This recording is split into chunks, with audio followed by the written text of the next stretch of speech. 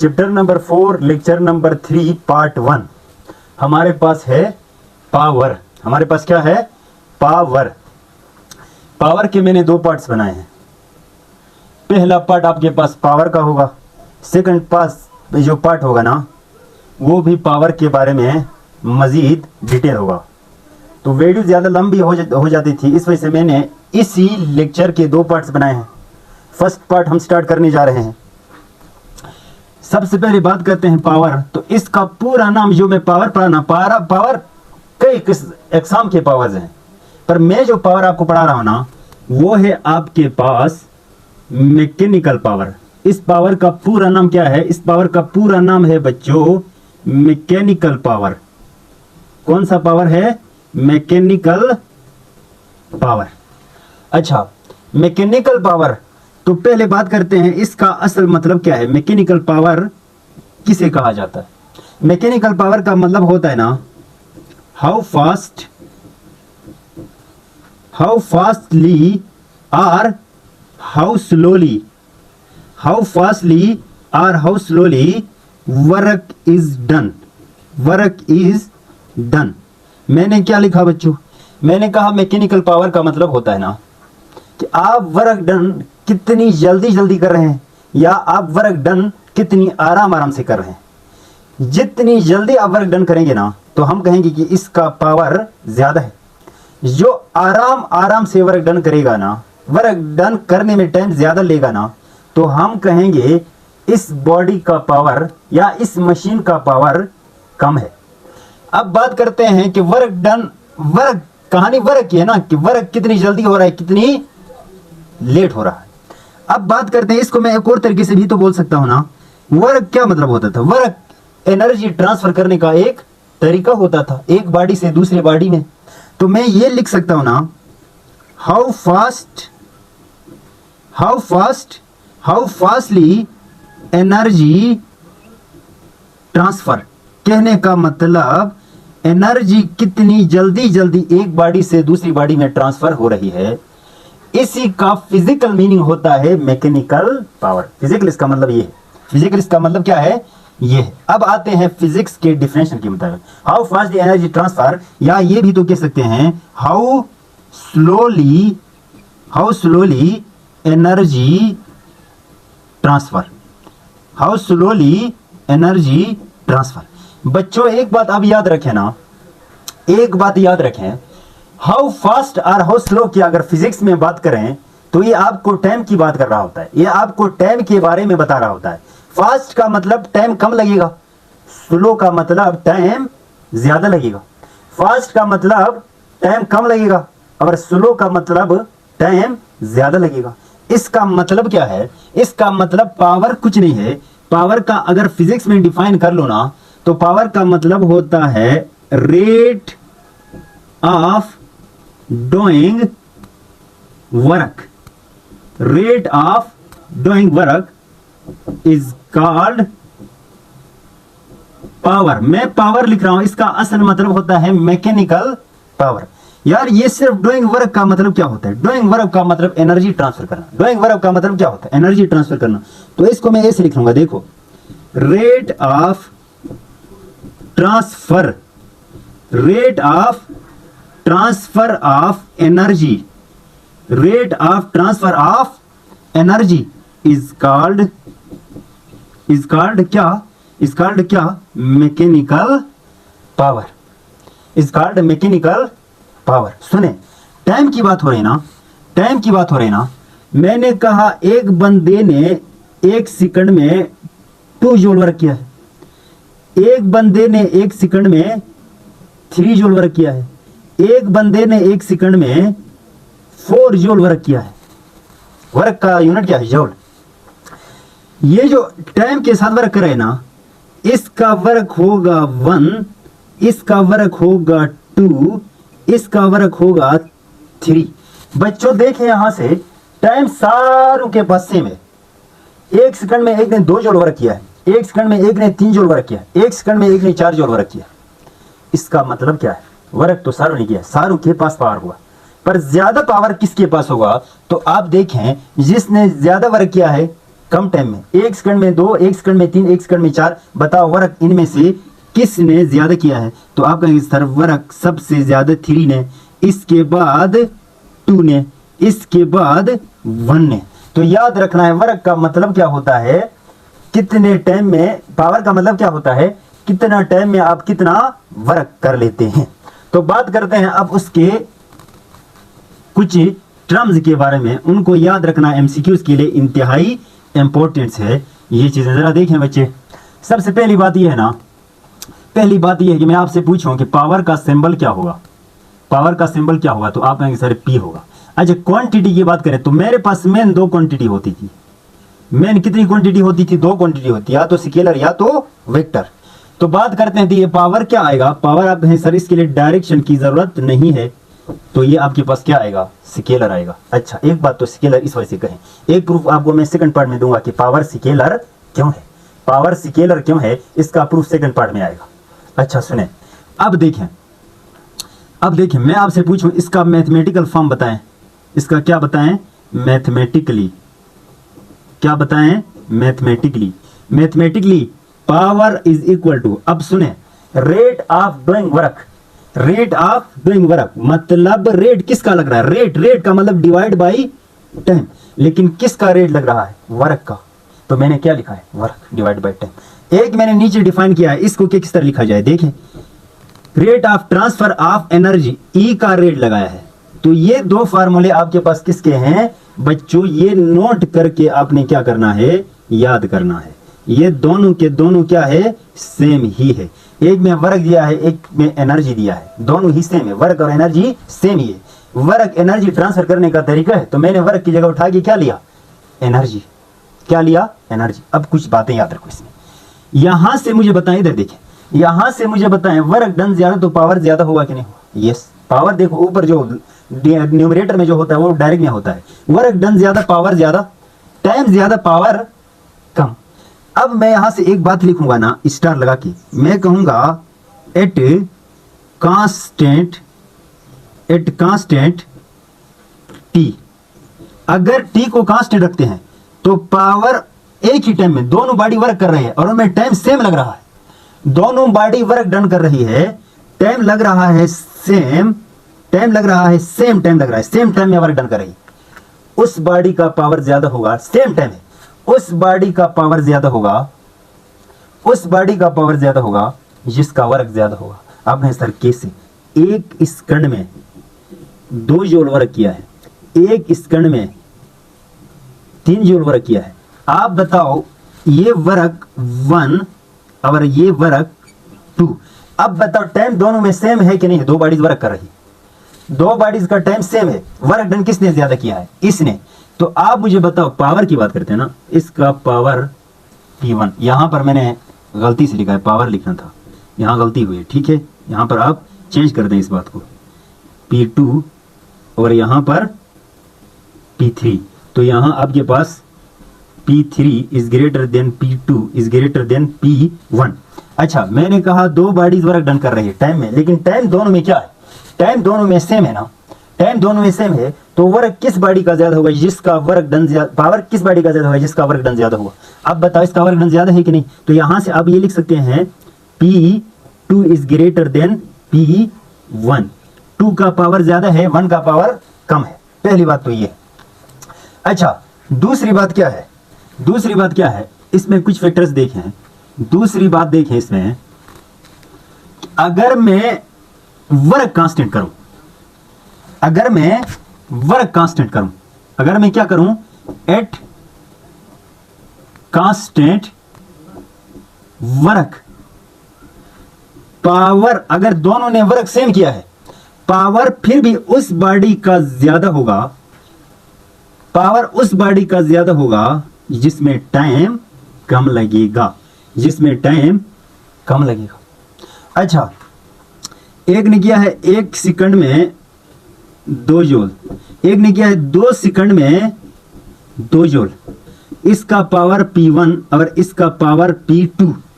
बच्चों सुने, यहां पर देखो वर्क दोनों में सेम है लेकिन टाइम चेंज है, जिसका टाइम कम उसका पावर ज्यादा। बताओ यहां से 1 सेकंड में 2 जूल किया और एक इसने 2 सेकंड में 2 जूल किया है, पावर किसका ज्यादा होगा, किसका पावर ज्यादा होगा? तो आप क्या कहेंगे, आप क्या कहेंगे, आप ये कहेंगे ना power 1 is greater than power 2, second body का पावर ज्यादा होगा। समझ आ रही है ना, क्लियर है, समझ आ रही है? ये कहानी थी आपके पास कुछ पावर के रिलेशन के बारे में। अब बात करते हैं ना, अब बात करते हैं, मैं यहां से मिटा रहा हूं, आप लिख लें जल्दी लिखें, मैं यहां से मिटा रहा हूं।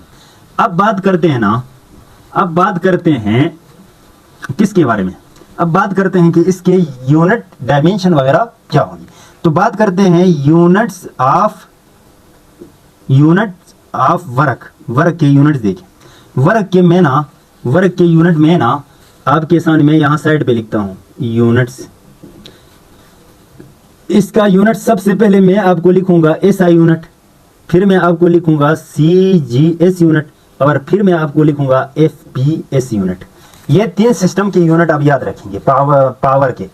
अच्छा, एसआई यूनिट की बात करें तो मैथमेटिकल फॉर्म से निकाल लो, मैथमेटिकल फॉर्म से निकाल लो, वर्क डिवाइड बाय टाइम। बताओ जूल पर सेकंड, जूल सबसे पहले एसआई देखें, जूल पर सेकंड। और जूल पर सेकंड किसके बराबर होता है, वाट के।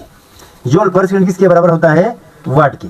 अच्छा, सीजीएस सिस्टम में देखें इसका अर्ग, सीजीएस में वर्क का यूनिट क्या था, अर्ग पर सेकंड। अच्छा, एफपीएस में देखें इसका यूनिट, एफपीएस में आपके पास इसका यूनिट है हार्स पावर, और हार्स पावर किसे कहते हैं, horsepower is the unit of power in FPS system. तो ये 3 यूनिट अपने पास आप नोट करें। अच्छा, मजीद देखें, मजीद बहुत सारे यूनिट्स हैं इसके बहुत सारे यूनिट आप निकाल भी सकते हैं। अच्छा, मजीद यूनिट देखें, मजीद इसमें मैं ये लिख सकता हूं ना, फोर्स का वर्क का फार्मूला क्या था, इधर देखिए मैं साइड पे लिख रहा हूं, वर्क F/2S मतलब F/2D मतलब न्यूटन मीटर। ये भी तो हो सकता है, तो मैं इसे लिख सकता हूं न्यूटन मीटर पर सेकंड, न्यूटन मीटर पर सेकंड। अच्छा, इधर आप किस तरह लिखेंगे, न्यूटन मीटर पर सेकंड, तो इधर न्यूटन के लिए क्या आता है, 9 सेंटीमीटर पर सेकंड, और यहां इसमें कोई यूनिट मजीद नहीं है। अच्छा, मजीद बात करते हैं इसके यूनिट्स की, मजीद इसके यूनिट्स की बात करते हैं, मजीद यूनिट लिखें। न्यूटन मीटर पर सेकंड को मैं क्या इस तरह लिख सकता हूं, किलोग्राम, न्यूटन के लिए किलोग्राम मीटर पर second square n2 metre divide by second. ये देखो ना, न्यूटन में किलोग्राम मीटर पर सेकंड स्क्वायर न्यूटन के लिए, मीटर अपनी जगह पे, सेकंड अपनी जगह पे, तो क्या बन जाएगा जरा इसको देखें, किलोग्राम मीटर स्क्वायर, नीचे से ये ऊपर जाके इसके साथ मल्टीप्लाई सेकंड क्यूब। ये भी पावर का यूनिट है, याद रखना है, इसे निकाल के देखना है, ये भी पावर का यूनिट है, लेकिन कौन सा यूनिट है, एसआई। अच्छा, इसी तरह आप सीजीएस में देखें, ग्राम, इससे बनाओ, ग्राम सेंटीमीटर, मीटर की जगह centimetre square divide by second cube. ये आपके पास सीजीएस सिस्टम में इसका यूनिट आता है। ये किस में आता है, सीजीएस सिस्टम में। कौन सी सिस्टम में, सीजीएस सिस्टम में। अब एक बात और याद रखें ना, यहां से एक बात और आप याद रखें, क्या बात है जरा देखें। ये तो आपके पास में यूनिट लिखे हैं, ये आपने याद रखना है। मैं आपको कुछ प्रैक्टिकल यूनिट्स बताऊं, इसके कुछ practical units of power, practical units किसके, पावर के। सबसे पहले प्रैक्टिकल यूनिट में आता है किलोवाट। क्या आता है, किलोवाट, और किलोवाट होता है 10⁻³ वाट, किलोवाट ये आपके पास। और इस किलोवाट को एक और नाम देते हैं कमर्शियल यूनिट। कौन सा unit, commercial unit of power is called kilowatt. Commercial unit of power is kilowatt. 1 kilowatt कितना होता है, 10⁻³ वाट। अच्छा, दूसरी बात, दूसरा यूनिट देखो, प्रैक्टिकल यूनिट, मेगावाट, 10⁻6 वाट। अच्छा, एक आपके पास और प्रैक्टिकल यूनिट है हार्स पावर।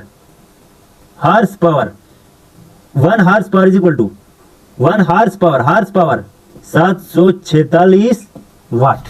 बच्चों ये कुछ प्रैक्टिकल यूनिट थे आपके पास पावर के, मैं समझा देता हूँ। Units SI unit, CGS unit, FPS unit. CGS unit में बहुत सारे यूनिट है, जूल पर सेकंड या न्यूटन मीटर पर सेकंड।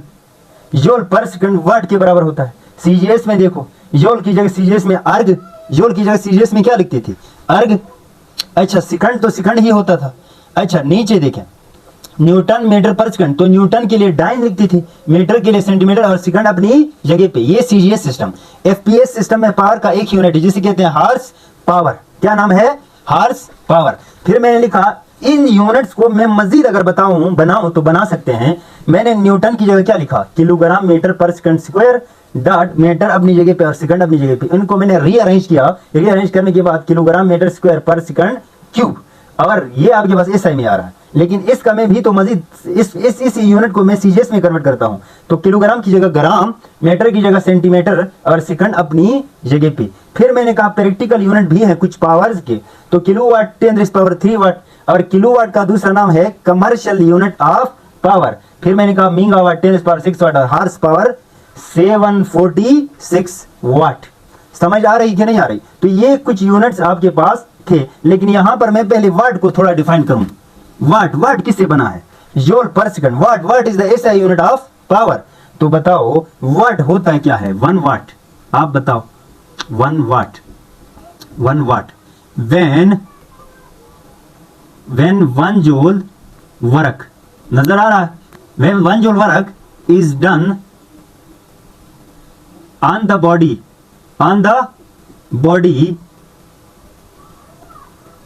for या in 1 second, in 1 second is called 1 वाट। तो 1 वाट किसके बराबर होगा? 1 joule divide by 1 second. 1 joule divide by 1 second. 1 joule divide by 1 second. समझ आ रही ना? तो ये थे आपके पास कुछ यूनिट्स किसके बारे में? पावर के बारे में। कुछ यूनिट्स थे किसके बारे में? पावर्स के बारे में। अब बात करते हैं ना, यूनिट के बाद आपके पास आता है ना, ये वाले लिख लें, ये आप अपने पास लिख लें, ये आप अपने पास लिख लें, ये मैं मिटा रहा हूं, ये मैं मिटा रहा हूं, अपने पास लिख लें। अच्छा ये अपने पास नोट करें ये चीजें। अब मैं आपसे पूछूं डायमेंशन ऑफ वर्क। डायमेंशन किसकी? पावर की। सॉरी, डायमेंशन किसकी? पावर की। तो डायमेंशन निकालने के लिए आसान काम है, इसका असल यूनिट देखें। असल यूनिट ये है ना, इधर देखिए, इसको मैं बनाऊं किलोग्राम, एम और एम क्या होता है? M square divide by S, नीचे से ऊपर जाके मल्टीप्लाई होगा तो एस क्यूब, ये बन जाएगा। अच्छा किलोग्राम के लिए डायमेंशन में क्या लिखा जाता है? एम एल स्क्वायर, ये टी नीचे से ऊपर जाकर माइनस होगा, तो ये आपके पास पावर की डायमेंशन आएगी। ये आपके पास क्या आएगी? पावर की डायमेंशन। क्या आएगी? पावर की डायमेंशन। अच्छा अब आप कहेंगे सर आपने एनर्जी के बारे में, इसके बारे में तो कुछ क्वेश्चन किया, लेकिन एनर्जी के बारे में क्वेश्चन नहीं किए। अब सुने कहानी देखिए, मैं क्वेश्चन कर रहा हूं। जमीन से 10 मीटर हाइट पे एक बॉडी को उठा के ले गए हैं। जमीन से हाइट पे या ऊपर से नीचे ले आ रहे हैं, एक ही बात है। जब ऊपर से बॉडी को नीचे तक ले आ रहे हैं, ऊपर हाइट से, कितनी हाइट से? 10 मीटर हाइट से आप बॉडी को लेकर नीचे आ रहे हैं, सिर्फ कितना टाइम में? 2 सेकंड में। आप बताओ ये मास कितना है? मास 2 kg है। सुन ले मेरी बात को, 2 kg मास 2 सेकंड में 10 मीटर हाइट से उतार के नीचे जमीन तक ले आ रहे हैं। आप बताओ यहां से यहां लाने में इसका पावर कितना होगा? तो power is equal to work divide by time. Work कितना होगा बताओ? वर्क बताओ। वर्क यहां से मुझे वर्क निकालो, पहले वर्क निकालो ना, इसका वर्क निकालें। W is equal to F D.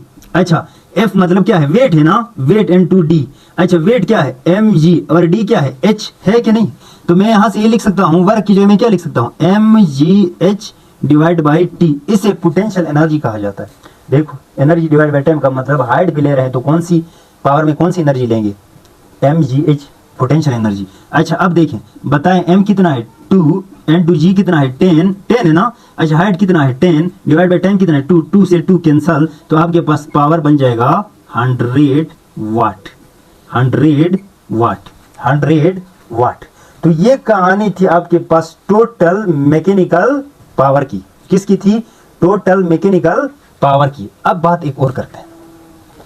अब क्या बात करते हैं यहाँ पर, एक मैं नई पॉइंट आपको बताऊँ ना। एक यूनिट होता है जो आपको तंग करेगा, कभी कभी आएगा, इसके बारे में पढ़ लेते हैं कि असल में वो यूनिट पावर का नहीं, वो किसी और क्वांटिटी का यूनिट होता है। तो इसको पढ़ लेते हैं, देख लें आप। लेकिन इससे पहले मैं एक क्वेश्चन ना करूं, एक बढ़िया क्वेश्चन करता हूं, जरा देखें। मेरे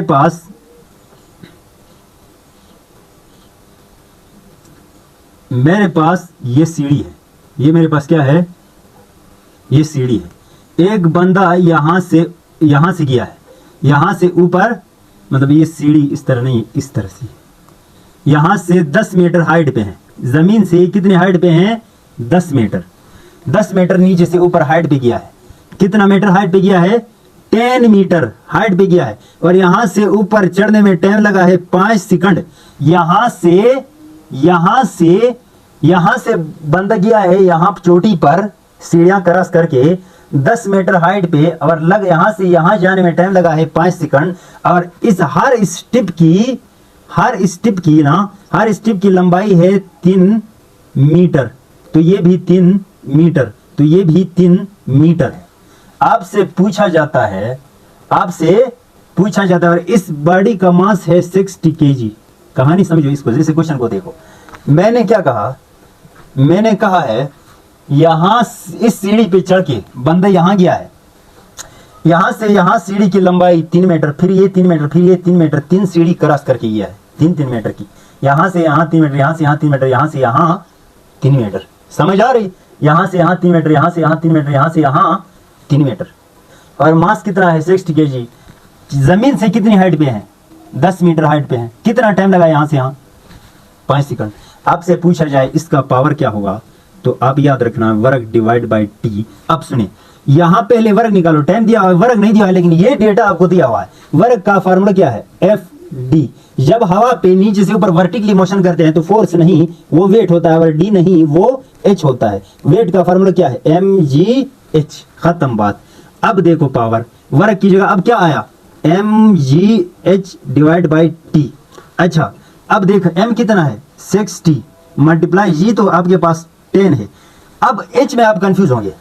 आप यहां से यहां लंबाई नहीं लेंगे, यहां से यहां लंबाई आपके पास 9 आती है। कितनी आती है? यहां से यहां लंबाई आपके पास 9 मीटर आती है। लेकिन आप ये ना लेंगे, आप बल्कि जमीन से ऊपर तक हाइट लेंगे, तो वो आपके पास आती है 10 डिवाइड बाई टाइम कितना है? 5, 5 चिकन 5, 5 दूनी 10। तो आपके पास आ जाएगा 600, ये दो मल्टीप्लाई करें और 2, तो आपके पास आएगा 1200 वाट। पावर कितना आया? 1200 वाट, 1200 वाट। ये बात याद करना। एक बात करूं, मैं आपको एक बात बताऊं ना, एक याद रखो, किलो वाट आर। देखो किलोवाट आर, इसको शॉर्ट में इस तरीके से लिखते हैं बच्चों। अंदर वाट, हर वर्ड में वाट आने से पावर का यूनिट नहीं होता है, आप कंफ्यूज होंगे। यहां पर आपसे पूछा जाए किलोवाट आर क्या पावर का यूनिट है, तो आप कहो नहीं।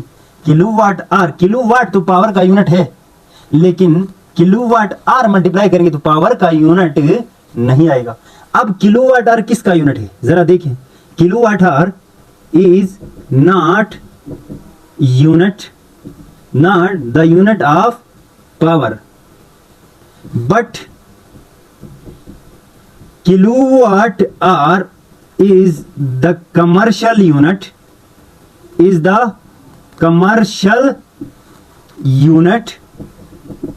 of energy। बच्चों मैंने क्या कहा? किलोवाट आवर मैंने कहा पावर का यूनिट नहीं, ये एनर्जी का यूनिट है। एनर्जी का कौन सा यूनिट है? Commercial unit. आप कहें सर कैसे प्रूफ दे हमें? आप लोगों ने अभी पढ़ के आए P is equal to E divide by T. यहां से एनर्जी आप निकालें, यहां से आप एनर्जी निकालें, E इज इक्वल टू ये इधर डिवाइड में इधर आके मल्टीप्लाई P/T। आप बताओ पावर का कमर्शियल यूनिट क्या है? किलोवाट है कि नहीं? पढ़ के आए। अच्छा, टाइम का कमर्शियल यूनिट क्या है? आर है कि नहीं? तो किलोवाट आर, आप बताओ किसका यूनिट आया? एनर्जी का कमर्शियल यूनिट, एनर्जी का कमर्शियल यूनिट क्या है? Kilowatt hour. ये पावर का यूनिट नहीं, ये एनर्जी का यूनिट है। अब सुने, 1 किलोवाट, असल एनर्जी का यूनिट क्या है? जूल है। एनर्जी का क्या यूनिट है? जूल है। वर्क और एनर्जी सेम है, जूल है।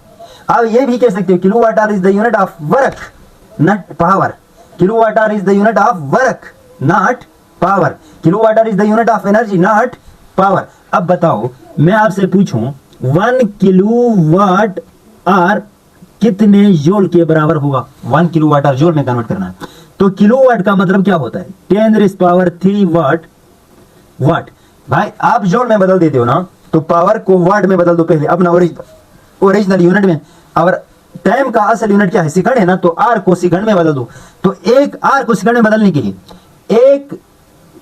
एक मिनट में कितनी सेकंड होती है? 60।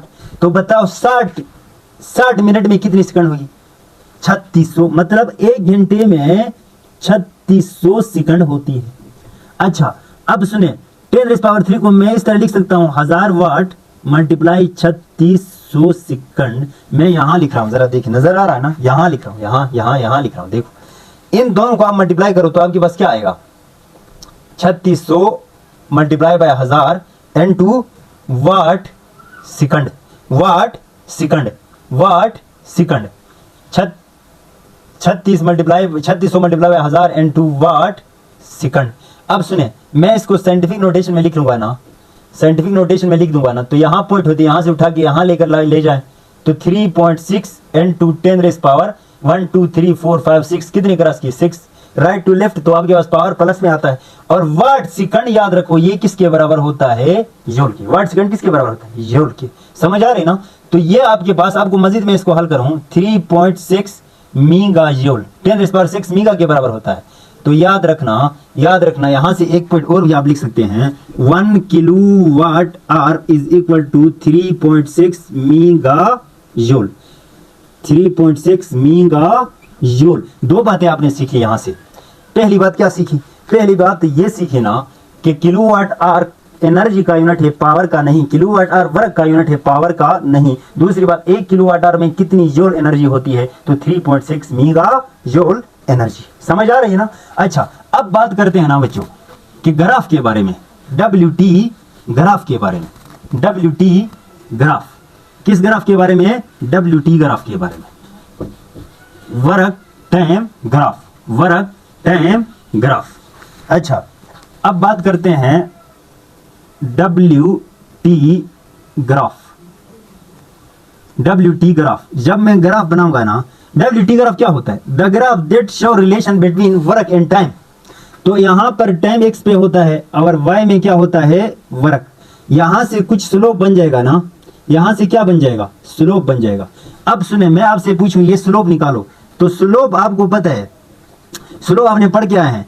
Change in Y divide by change in X. Change in Y divide by change in X. अब सुने, यहां से मैंने आपको एक चीज और भी लिखा था, slope is equal to Y divide by X. क्या आता था? Tan theta.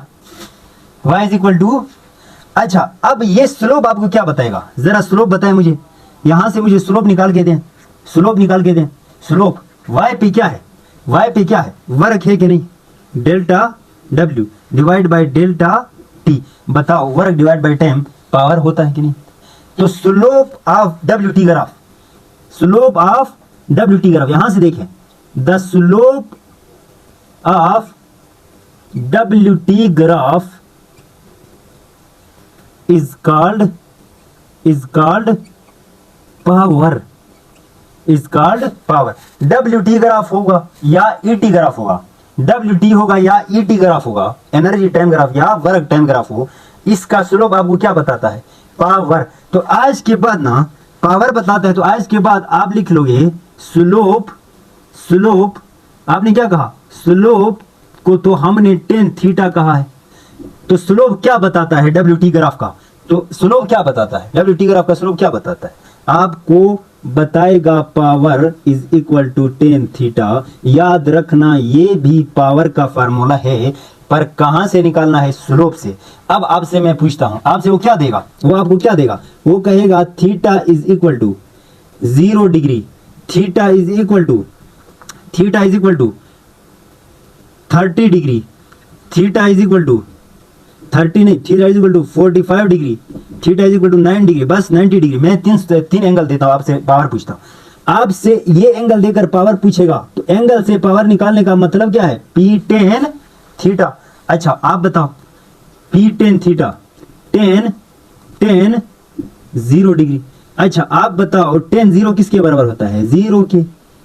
पावर कितना है? 0। जब एंगल 0 होता है तो पावर भी 0। कहां से? WT ग्राफ से।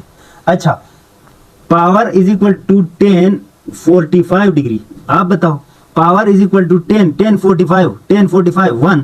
पावर 1 वाट के बराबर होगा कब? जब एंगल 45 के हो। अच्छा मैं कहता हूं पावर निकालो 90 पे, तो बताओ tan 90 किसके बराबर होता है? इन्फिनिटी की। पावर आपके पास इनफिनाइट आएगा जब एंगल कितने का हो? जब एंगल कितने का हो? 90 का। समझ आ रही ना? तो ये आपके पास ग्राफ की बातें कुछ थी। अब मैं छोटे से टाइप्स आपको बताऊं ना, टाइप्स ऑफ पावर। क्या बताऊं? Types of power. ये फर्स्ट पार्ट है। सेकंड पार्ट में मजीद इसका डिटेल आएगा। ये फर्स्ट पार्ट है बच्चों। कुछ जो पॉइंट में लिख रहा हूं ना, ये अपने पास नोट करके याद करना है आपको। अच्छा मैं बात करता हूं टाइप्स ऑफ पावर की। Types of power. अब जरा देखें टाइप्स ऑफ पावर। देखिए सबसे पहले आपके पास आता है ना एवरेज पावर। क्या आता है? Average power. एवरेज पावर का मतलब क्या है? Total work done divided by total time. क्या लिखा? जितना वर्क डन कर रहे हैं उस वर्क के दौरान जितना टाइम लग रहा है, इनको डिवाइड कर जो आंसर आएगा वही होगा एवरेज पावर। अच्छा power average is equal to total work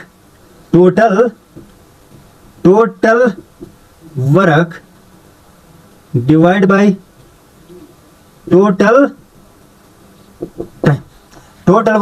total time. मैंने कहा सुने, मैंने कहा यहां से यहां वर्क डन हुआ है 2 जूल 1 सेकंड में। यहां से यहां वर्क हुआ है 2 जूल 1 सेकंड में। यहां से यहां वर्क डन हुआ है 2 जूल 1 सेकंड में। तो आप मुझे बताओ एवरेज पावर कितनी आएगा? एवरेज पावर कितना आएगा? तो आप क्या कहेंगे? 2 + 2 + 2 टोटल वर्क डिवाइड बाय 1 + 1 + 1। तो आपके पास 6 डिवाइड बाय 3 आपके पास क्या आएगा? 2 जूल 2 वाट। एवरेज पावर कितना आएगा? 2 वाट। अब बात करते हैं दूसरा टाइप आपके पास है ना इंस्टेंटेनियस पावर। इंस्टेंटेनियस पावर मतलब power of the body at any instant of time, at any instant is called instantaneous power। किसी भी पॉइंट पे अगर आप पावर देखें बॉडी का तो उसे कहा जाता है इंस्टेंटेनियस पावर। पावर इंस्टेंटेनियस का मैथमेटिकल फॉर्म देखें इज इक्वल टू, भाई इतना कम टाइम के लिए, कितना टाइम के लिए? इतना छोटा टाइम के 0 के करीब हो, उसे कहा जाता है इंस्टेंटेनियस टाइम लिमिट। इंस्टेंट कहते हैं इसे। क्या कहा जाता है? इंस्टेंट। भाई आपका टाइम का लिमिट क्या है? Delta T approach to 0। अच्छा delta W divide by delta T, ये फार्मूला है। अब मैं एक एग्जांपल कर लूं अगर आपको। मैंने कहा ये 2 जूल वर्क कर रहा है 1 सेकंड में। यहां से यहां 2 जूल वर्क हो रहा है 1 सेकंड में। यहां से यहां 2 जूल वर्क हो रहा है 1 सेकंड में। अच्छा मैं आपसे पूछना, इसी रास्ते आप कहीं भी पावर देखो कितना आएगा? इधर देखते हो, इसी रास्ते कहीं भी आप देखो आपके पास पावर 2 आएगा कि नहीं आएगा? इसका मतलब क्या है? यहां पर इंस्टेंटेनियस पावर का वैल्यू क्या है? 2 वाट। अच्छा अब यहां से मैंने एग्जांपल जानबूझ करके दिया, क्यों दिया आपको पता है? यहां देखो भी 2 वाट, यहां भी 2 वाट। अब कहानी क्या है? क्या एवरेज पावर इंस्टेंटेनियस पावर के बराबर आ सकता है? यस, एक कंडीशन में। वो एक कंडीशन आप यहां लिख ले, मैं आपको लिख लेता हूं। देखो, the body has, when the body has uniform power, क्या हो बच्चे, uniform power, when the body has uniform power, then याद रखो, then average power is equal to instantaneous power. ये वाला एमसीक्यूज भी आप क्या करें, याद रखें। जब पावर यूनिफॉर्म हो, जब पावर क्या हो, यूनिफॉर्म। यूनिफॉर्म क्या मतलब, हर पॉइंट पे पावर एक ही हो, चेंज ना हो। ऐसे टाइम पे एवरेज पावर और इंस्टेंटेनियस पावर क्या होते हैं, बराबर होते हैं। समझ आ रही है ना। तो ये था आपके पास फर्स्ट पार्ट पावर का। सेकंड पार्ट शुरू होगा अगले लेक्चर में।